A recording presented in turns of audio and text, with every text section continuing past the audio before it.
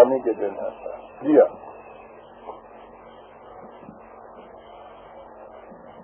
ہر بڑھیا شام کو خاوند سے کہتی ہے کہ وہ اپنے لال کی کچھ خبر بھی لو, دیکھتے کس کا طرح آوارہ ہو رہا ہے, راتوں کو باہر جا رہا ہے, بری بری خبریں سن رہی ہیں, جو جیسے کوئی نیوز پڑھ رہی ہے کسی نیوز پیپر سے, کنڈکٹر کے کسی آدمی کی. اپنے گھر کی یہ بات نہیں ہے, کچھ اس سے نہیں بگڑتا.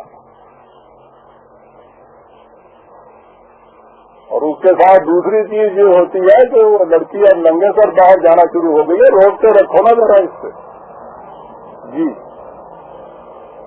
وہ راتوں کو باہر جا رہے ہیں, ہر قسم کے اجلے تللے ہو رہے ہیں, تو صرف اتنا ہی ہوتا ہے کہ اب اس کی کہیں شادی کی فکر کر دیجیے. یہ بات ہی کچھ نہیں ہے.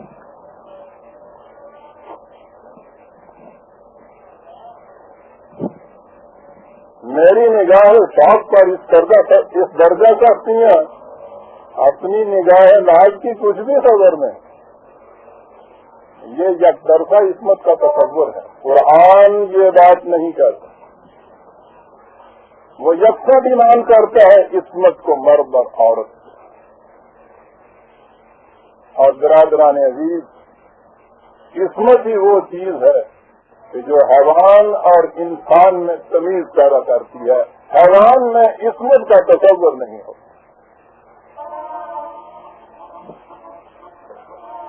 وہاں صرف افزائش نسل کا تصور ہوتا ہے, چیسٹی کا تصور نہیں ہوتا. یہ انسانیت کا خاصہ ہے. اسی لیے کہا کہ ولا تقربوا الزنا انہ کان فاحشۃ وساء سبیلا.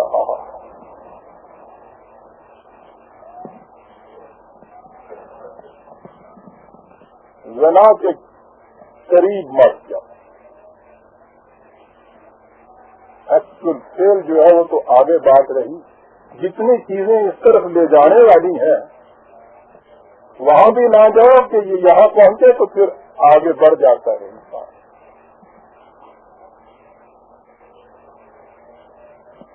صرف یہی نہیں کہا کہ بے حیائی کی بات ہے, کہا یہ کہ یہ بہت سی برائیوں کے راستے کھول دیا کرتی ہے.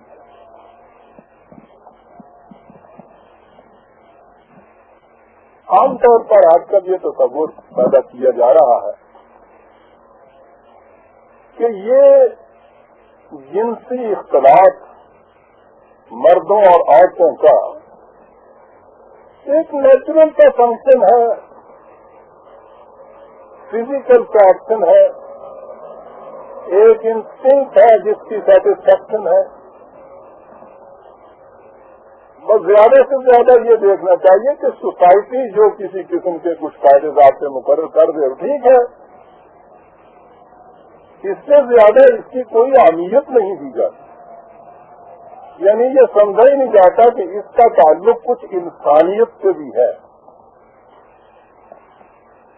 اس کا تعلق کچھ قوموں کی تمدنی تہذیبی زندگی سے بھی ہے. یہ سمجھا ہی نہیں جاتا. قرآن نے 1500 سال پہلے یہ بات کہی کہ یاد رکھو بات یہ اتنی ہی نہیں ہے, یہ اتنا اہم اور بنیادی مسئلہ ہے کہ اگر اس میں تم حدود فراموش ہو گئے, ان پابندیوں کا لحاظ تم نے نہ رکھا, تو معاشرے میں برائیوں کے پھاٹک کھل جاتے ہیں.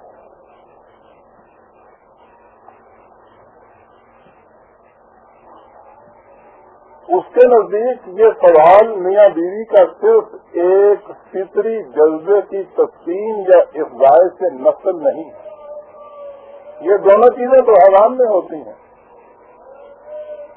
وہ زندگی میں ایک چھوٹا سا یونٹ بنانا چاہتا ہے جس میں 2 کمپینین اکٹھے کرتا ہے. ان کی باہمی رفاقت سے جو زوج بنتے ہیں کمپلیمنٹری ٹو ایچ ادر, ایک کی کمی کو دوسرا پورا کرنے والا. عربی زبان میں زوج کے معنی یہ ہوتے ہیں. یہ دونوں مل کر ایک یونٹ بنتے ہیں. اس سے آگے افزائش نسل ہوتی ہے تو وہ آنے والی نسل کو انسانیت کی سطح کے اوپر پہنچانے کا ذریعہ بنتے ہیں. یہ جو تصور ہے جسے نکاح یا ہوم سے میں نے تعبیر کیا ہے، یعنی مرد اور عورت کا باہمی رفاقت کا معاہدہ ان تمام ذمہ داریوں کو پورا کرنے کے لیے، یہ تو ایک صحیح طریقہ ہے. اور اس کے علاوہ جو بھی کوئی طریقہ ہے قرآن اس کو زنا قرار دیتا ہے. قوموں کی زندگی میں عصمت کی اہمیت کتنی ہے، یعنی ایک تو وہ ہے نا کہ جو ہم نے اپنے ہاں تصور کے ماتحت عقیدے کے ماتحت کام کر رکھی ہے کہ یہ بڑی بری بات ہوتی ہے. ایک وہ چیز ہے جو کسی قسم کی تحقیق کے بعد سامنے آئے کہ واقعی اس کے اندر برائیاں ہیں اور برائیوں کے کھاتے کھل جاتے ہیں. ہمارے ہاں تو اس قسم کی تحقیق کا نام بھی نہیں لیا جا سکتا. سیکس کا مسئلہ ہمارے ہاں ایسا ہے کہ ہم کھلے بندوں اس کے اوپر کوئی بات بھی نہیں کر سکتے. حقیقت یہ ہے کہ میں اس وقت بھی جو گفتگو کر رہا ہوں تو اپنی بیٹیوں کے سامنے بڑے ریسپیکٹ سے بات کر رہا ہوں، لیکن مغرب نے تو ان چیزوں کو اپنی تحقیقات کا موضوع بنا رکھا. بڑا لٹریچر وہاں موجود ہے، لیکن اس میں سے اس سے پہلے بھی شاید اس کا ذکر آ چکا ہو کبھی. وہاں ڈاکٹر انون ہیں، جے ڈی انون، انہوں نے اپنے آپ کو اسپیشلائز کیا اس تحقیق کے لیے. ان کے تحقیق کا انداز کیا ہوتا ہے ذرا سنیے. وہ پہلے تو دنیا کے 80 پریمیٹو ٹرائب میں جا کے خود رہا. دنیا کے قدیم باشندے جو ہیں افریقہ میں، آسٹریلیا میں، بورنیو میں، جنگلوں میں، پہاڑوں میں جہاں جہاں رہتے ہیں، وہاں جا کے اس نے ان کے صرف یہ نقطہ جو تھا کہ چیسٹی یا عصمت کو کس قدر اہمیت دی جاتی ہے تو اس کا کیا نتیجہ ہوتا ہے، اہمیت نہیں دی جاتی تو اس کا کیا نتیجہ ہوتا ہے، صرف اس کوشچن کو ڈسکس کرنے کے لیے 80 قبائل کا مطالعہ کیا اور 16 مہذب قوموں کا مطالعہ کیا. اور اس اپنے مطالعے کے نتیجے کو اپنی ایک کتاب سیکس اینڈ کلچر کے اندر اس نے محفوظ کی. عجیب و غریب کتاب ہے. موضوع اگر میرے سامنے صرف یہ ہوتا عصمت کی اہمیت تو میں زیادہ تفصیل سے آپ کو بتاتا کہ اس شخص نے کیا کیا کیا ہے، کس کس نتائج پہ پہنچا ہے، اور ہر نتیجے کی تائید میں میں قرآن کی آیت آپ کے سامنے پیش کرتا ہوں. قرآن سمجھو اس طرح جاتا ہے برادران عزیز کہ انسان اپنے مشاہدات سے، مطالعہ سے، آبزرویشن سے، تحقیقات کے بعد انڈیپینڈنٹلی بغیر کسی تعصب کے اور باعث کے